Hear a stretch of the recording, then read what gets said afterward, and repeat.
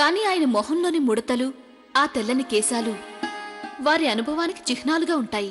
వారి అనుభవం ప్రజలకి తమ భద్రత పట్ల నమ్మకాన్ని కల్పిస్తుంది.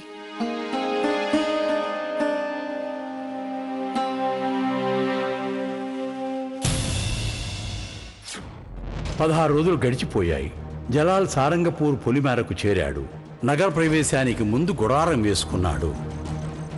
హుజూర్, యుద్ధంలో మనం ఎన్నెన్నో గెలుచుకున్నాం.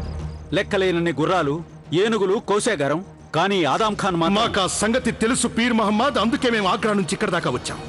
ఏ మేరకు ఎవరు మమ్మల్ని మోసగిస్తారో ఏమిటో చూడటానికి, అలాగే మోసగించేవాడి సాహసం ఏ పాటితో చూడటానికి. అంతేకాదు హుజూర్, ఆ బాజ్ బహదూర్ కాంతలని కోశాగారాన్ని పొందేందుకు ఆదాం ఖాన్ని యథేచ్ఛగా వదిలేశాడు. దాంతో అతను పారిపోవడానికి అవకాశం దొరికింది. యుద్ధంలో గెలిచిన తర్వాత ఆదాం ఖాన్ మాల్వాలో హత్యాకాండకు కూడా పాల్పడుతున్నాడు. తనంటే భయపడేలా చేయడానికి స్త్రీలని, పిల్లల్ని, వృద్ధుల్ని, చివరికి వికలాంగుల్ని కూడా విడిచిపెట్టలేదు హుజూర్. ఆదం ఖాన్ నిరపరాధులైన ప్రజల్ని హింసించడం ఇటు మొఘలాయి సామ్రాజ్యం ఒప్పుకోదు, అటు మన మతం కూడా ఒప్పుకోదు. యుద్ధం వరకు ప్రత్యర్థి సైనికులు మన శత్రువుడు కావచ్చు, కానీ యుద్ధం గెలిచిన తర్వాత వారి భార్య బిడ్డలు కూడా మన ప్రజలే అవుతారు. ఇక మా ప్రజల మీద ఎవరు హింసకు దిగినా మేము సహించబోయేది లేదు. అలాగే ఆదం ఖాన్ కూడా తగిన శిక్ష విధిస్తాం. మేమిప్పుడే ఈ క్షణమే సారంగపూర్ వెళతాం.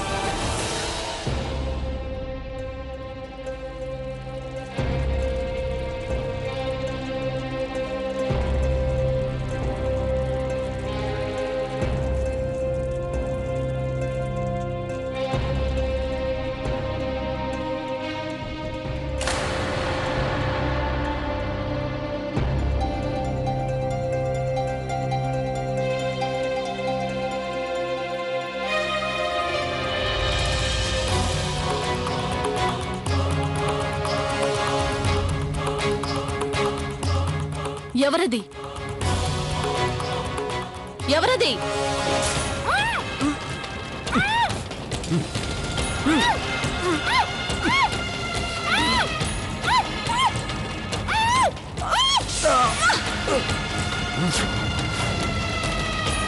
నాన్నగారు!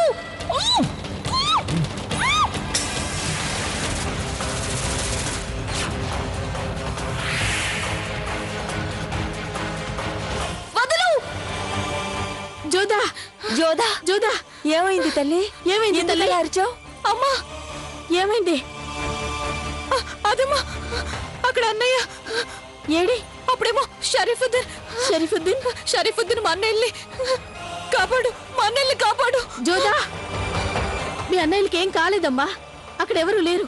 చూడు, ఏదో పీడకల తల్లి, పీడకల కన్నావు తల్లి. అదంతా కలే. కంగారు పడకమ్మా తల్లి. ఏం కాలేదు, ఎవరు లేరు అక్కడ. ఏం కాదమ్మా, కంగారు పడకు. అత్తయ్య, కొంచెం చూసుకోండి అత్తయ్య. సరే మైనావతి, ఏం పర్వాలేదు, ఏం కాలేదమ్మా.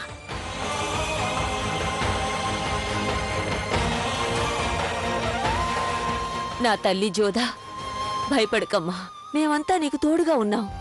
మీ అన్నయ్యలకి ఏ కష్టం రాదమ్మా. వాళ్ళకేం పర్వాలేదు, వాళ్ళు బాగానే ఉన్నారు తల్లి. వాళ్ళకేం కాదు, నువ్వు భయపడకు. ఇలాంటి భయం కేవలం జోదా మనసులోనే కాదు, అందరి మనసుల్లోనూ అదే భయం కలుగుతోంది. ఎప్పుడు ఆ మొగలాయిలు ఎవరి అన్నయ్యని, ఎవరి భర్తని, లేక ఎవరి కొడుకుని నరికేసి ఆ తలని తెచ్చి ఆమెరు వాకిట్లో పడేస్తారని. ఎంతకాలం మహారాజా, ఎంతకాలం ఇది భరించాలి? ఎన్నాళ్ళిలా మనల్ని మనమే కాక మిగతా వారికి కూడా ఇలాంటి అబద్ధపు నమ్మకం కలిగించాలి? ఎన్నాళ్ళు మన వాళ్లకి ధైర్యం చెప్పగలుగుతాం? అయితే ఇటు లేదా అటు, ఇదేగా రాజవంశీయుల నియమం. మరి దాన్ని మీరు కూడా ఎందుకు పాటించడం లేదు? ఏదో ఒకటి చెయ్యండి. లేదంటే నా భయం ఏంటంటే సోదమ్మ చెప్పిందే నిజమవుతుందేమోనని. బారమల్లు తనకు వీలైన అన్ని ప్రయత్నాలు చేసి చూశాడు. ఆయన ఇరుగు పొరుగు రాజుల్ని కూడా సహాయం చేయమని వర్తమానం పంపాడు. కానీ సాయం చేయడానికి ఎవరు ముందుకు రాలేదు. ఇప్పుడిక ఆయనకి ఏ మార్గమూ లేకపోయింది. కేవలం చుప్తే ఖాన్ చెప్పిన మార్గం ఒక్కటే కనిపిస్తోంది. దయచేసి మీరు నా మాట వినండి. బాద్షా జలాలుద్దీన్ గారితో మైత్రి చేసుకోండి. ఇక చుప్తే ఖాన్ చెప్పినట్టు చేయడం తప్ప నాకు వేరే గత్యంతరం లేనట్టుంది. ఇక నేను ఆ జలాలుద్దీన్ని కలుసుకోక తప్పదు.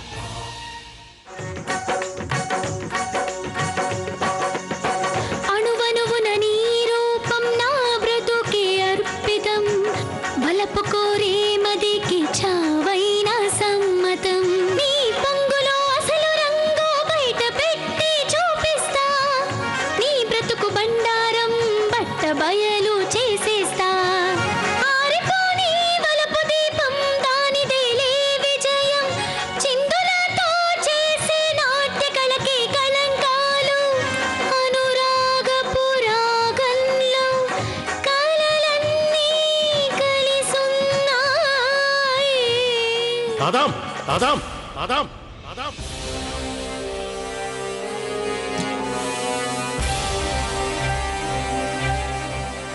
తమరా జలాల్, మాల్వా విజయానికి నన్ను అభినందించడానికి వచ్చారా? కబురు పెట్టి ఉంటే నేనే స్వయంగా వచ్చేవాణ్ణి. ఒక మనిషి దురదృష్టం ముందుగా కబురు పెట్టి రాదు ఆదాం. తమరన్నది నాకు అర్థం కాలేదు. కానీ మాకంతా అర్థమైపోయింది. నువ్వు చేసింది అర్థమైంది. ఇక నిన్ను ఏం చెయ్యాలో ఏంటో కూడా మాకు అర్థం. జలాల్, అదేమిటి?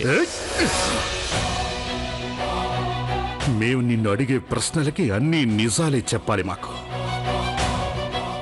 నువ్వు పిల్లల్ని, వృద్ధుల్ని, ఆడవాళ్ళని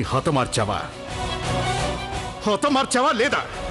ఏనుగులు నడుస్తున్నప్పుడు వాటి కాళ్ల కింద పడి చీమలు నలిగిపోతాయి. యుద్ధమన్నాక ఎవరు ఎదురొచ్చినా వాళ్లను చంపేస్తూ ఉంటా. అదే నేను పాటించే నియమం. కానీ పిల్లల్ని, వృద్ధుల్ని, స్త్రీలని హతమార్చడం మా నియమం కాదు. అయితే నిరాయుధుడి మీద కరవాలం పెట్టడం? మరిచిపోవటం అన్నది చాలా చెడ్డ అలవాటు ఆదా. మేము నిన్ను ఏ పని మీద ఇక్కడికి పంపామో కూడా నువ్వు మరిచిపోయావు. ఆగ్ర పొరుగు గురించి మరిచిపోయావు. అలాగే మన మతం మనకు ఏం నేర్పిందో కూడా నువ్వు మర్చిపోయినట్టున్నావు. నువ్వు మరో విషయం కూడా మర్చిపోయినట్టున్నావు. ఇప్పుడు నీ ముందన్నది మీ అన్నయ్య కాదు, హిందుస్థాన్ చక్రవర్తి అని మర్చిపోయావు. ఏయ్!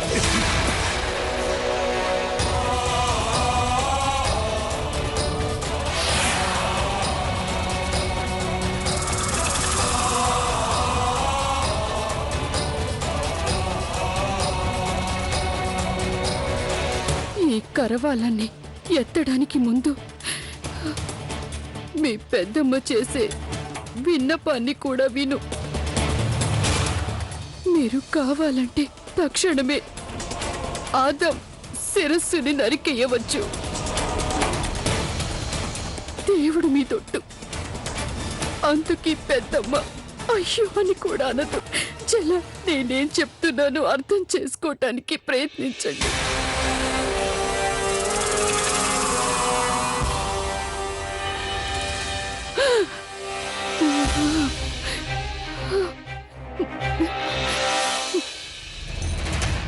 నువ్వు తప్పుగా అర్థం చేసుకోకు.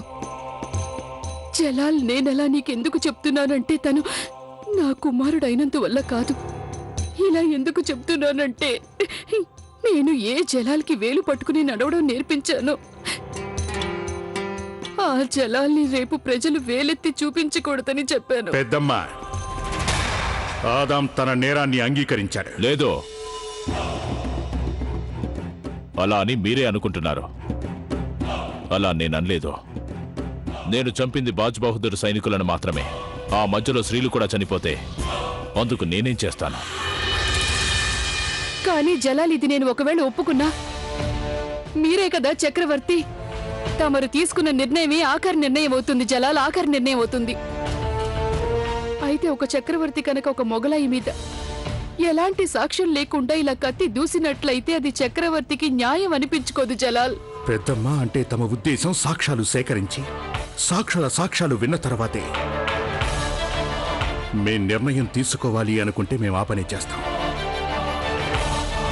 కానీ ఒకటి మాత్రం అర్థం చేసుకోండి, సైనికులకు ఆయుధాల్ని శత్రువులపై దాడి చేయడానికి మాత్రమే ఇస్తారు, ప్రజల్ని హింస పెట్టడానికి కాదు. ఇక మా పరిపాలనలో మేము చిన్నారి పిల్లల్ని కాని వృద్ధుల్ని కాని స్త్రీలని కాని హింసిస్తే ఎంత మాత్రం సహించబోము.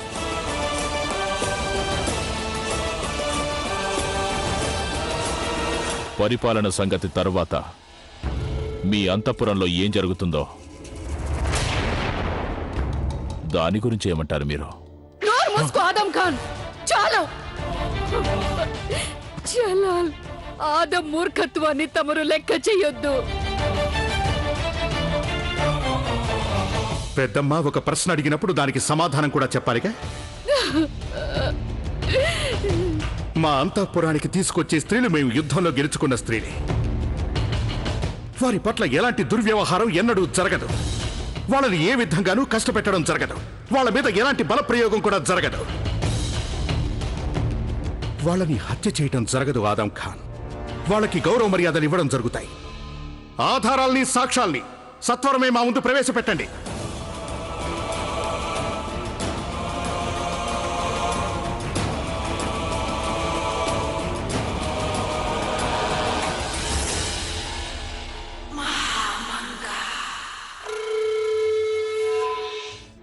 ఆదాం నేరాలకి జలాల ఆధారాలని కనుక్కునేలోగా మహామంగ తన ఎత్తులతో సాక్షులందరినీ అంతం చేసేసింది. చూసారా జలాల్, ఆదం మీద ఎలాంటి కుట్ర జరిగిందో. పాపం వాళ్ళిద్దరూ నా దగ్గరికి వచ్చారు. ఆదాంకి అనుకూలంగా సాక్ష్యం చెప్తానన్నారు. నేనే వాళ్ళిద్దరినీ తమరి వద్దకి పంపించాను. దారిలో ఏమైందో ఏమో, ఆదాం శత్రువులెవరో వారిని హతమార్చేశారు. మీరు ఆధారాలు అడిగారుగా జలాల్, ఇదిగో చూడండి ఆధారాలు. ఇక్కడే ఉన్నాడు ఆదాం ఖాన్ కూడా. ఇక నిర్ణయం మీ చేతుల్లోనే ఉంది. ఏ నిర్ణయమైనా తీసుకునే ముందు నేను మీకు ఒకటి చెప్పదలిచాను జలాల్. తెగిపోయిన తలలు నోరు విప్పి మాట్లాడలేవు. మీరు ఏ నిర్ణయం తీసుకున్నా సరే మేం శిరసా వహిస్తాం. వేరే ఆధారాలేవైనా ఉంటే చెప్పండి. ఆదం ఖానే నేరస్తుడు అని నిరూపించగల ఆధారాలు.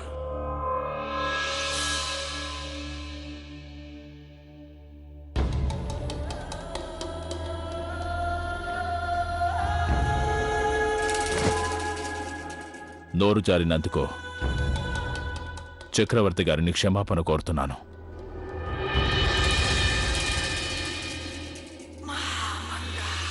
మనం ఒకే తల్లి పాలు తాగిన కారణంగా మేం నిన్ను తమ్ముడిగా భావించినట్లయితే, నీ కన్న తల్లిని మా తల్లిగా మేము భావించి ఉండకపోయినట్లయితే, ఈ ఆధారాలు నీకు అనుకూలం కానట్లయితే అల్లా మీద ఒట్టు, ఇక్కడ మూడో శవం నీదే పడి ఉండేది. ఒకటి గుర్తుంచుకో, ఇకపై కూడా నువ్వు ఎవరైనా అమాయకులను కాని నిస్సహాయుల్ని కాని హింసించినట్టు తెలిస్తే మేము నిన్ను విడిచిపెట్టాం. అప్పుడు అమ్మ తన పాలు తాగిన రుణం తీర్చుకోమని అడిగినా క్షమించబో.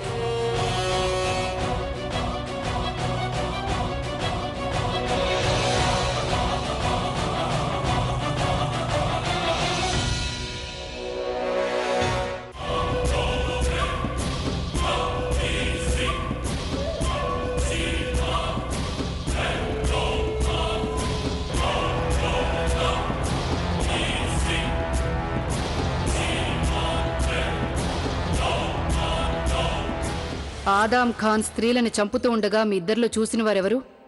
మా కళ్ళ ముందే ఆదాం ఖాన్ మా స్నేహితురాలని చంపేశాడు. నాకు అర్థమైంది నీకు కలిగిన నష్టం. నిన్ను మోహరీలతో ముంచి వాటిని నీకు నష్టపరిహారంగా ఇస్తాం. మోహరీలతో మీరు జీవితాన్ని కొనుగోలు చేయలేరు. ప్రాణానికి బదులు ప్రాణం, కంటికి బదులు కన్ను. ఇదే నిజమైన న్యాయం. ఆ న్యాయమే చేయమని చక్రవర్తి గారిని కోరబోతున్నాం.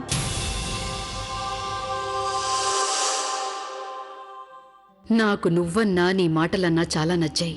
కంటికి బదులు కన్ను, అలాగే జీవితానికి బదులు జీవితం. అదేగా మీకు కావాల్సింది? సరే, అదే జరుగుతుంది. అంటే నా కుమారుడి జీవితానికి బదులు మీ ఇద్దరూ పరిహారం చెల్లిస్తారు. మీ జీవితాలే ఆ పరిహారం.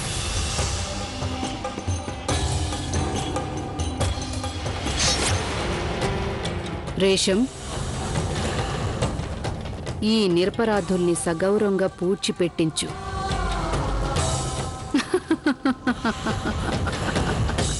నేను మాల్వా గెలిచింది నా స్వయం శక్తితో. కానీ ఆ జలాల్ ఇక్కడికొచ్చి అందరి సమక్షంలో నన్ను బెదిరించి వెళ్ళాడు, నన్ను అవమానించాడు. నీ బుర్రని, నీ నోటిని కాస్త అదుపులో పెట్టుకో ఆదం ఖాన్, లేదంటే నీ కష్టాలు కూడా అదుపు తప్పిపోతాయి.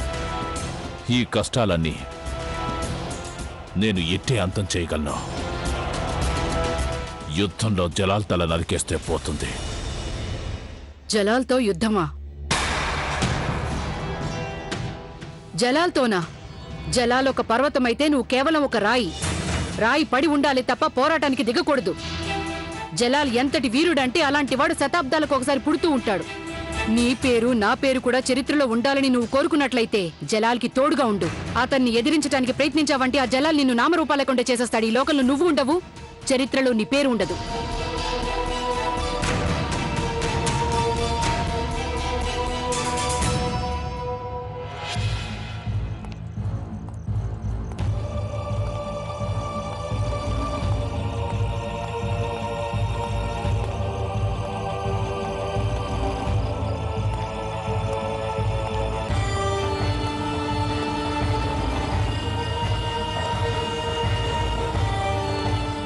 అస్సలామలైకుం. ఈ సంగతి వేరొకరికి తెలియడం నాకు ఇష్టం లేదు. నేను మా కుటుంబంలో వాళ్ళకు కూడా ఎవరికీ చెప్పలేదు. నేను జలాల్ని కలవడానికి సిద్ధంగా ఉన్నాను. మీరు సిద్ధంగా ఉండండి భారమల్లి గారు. ఈ సంగతి ఇంకెవరికి తెలియనివ్వను.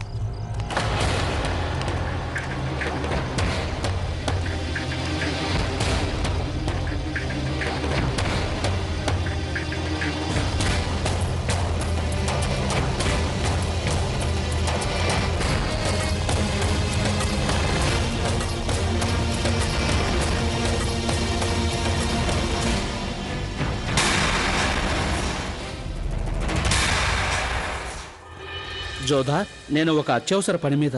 అమ్మ ఏం చెప్పిందంటే ఎవరైనా ఏదైనా పని మీద వెళ్తున్నప్పుడు వాళ్ళని అడ్డుకోకూడదని చెప్పింది. ఎలాంటి ప్రశ్నలు అడగకూడదంది. అందువల్ల నేను కూడా తమన్ని ఎలాంటి ప్రశ్న అడగబోను నాన్నగారు. కానీ ఒక్క మాట మాత్రం చెప్పి తీరాల్సిందే. మా ముగ్గురు అన్నయ్యలు మొగలాయిలకి బందీలుగా ఉన్నారని అందరికీ తెలుసు. కానీ నేను రాజకుమారినైనందువల్ల నాకు కేవలం ఆ ముగ్గురే అన్నయ్యలు కాదు, అక్కడ బందీలుగా ఉన్న అనేక మంది సైనికులున్నారు. అందువల్ల నేను తమన్ని వేడుకునేది ఒకటే నాన్నగారు, మీరు ఏ నిర్ణయం తీసుకున్నా ముందు ఒక రాజుగా తీసుకోండి, ఆ తరువాత తండ్రిగా తీసుకోండి. ముందు మీ రాజ్యం గురించి ఆలోచించండి, ఆ తరువాతే నా గురించి ఆలోచించొచ్చు.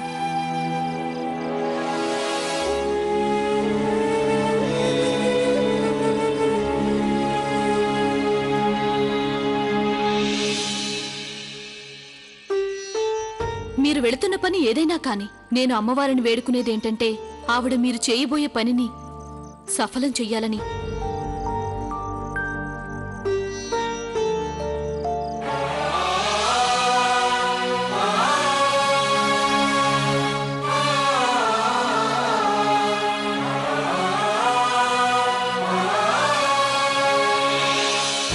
సుభానల్లా, తమరి కుమార్తె సాహసవంతురాలే కాక తెలివైన పిల్ల కూడా. రక్షకుడైన అల్లా తనకి సదా సుఖాన్ని ప్రసాదించుగాక.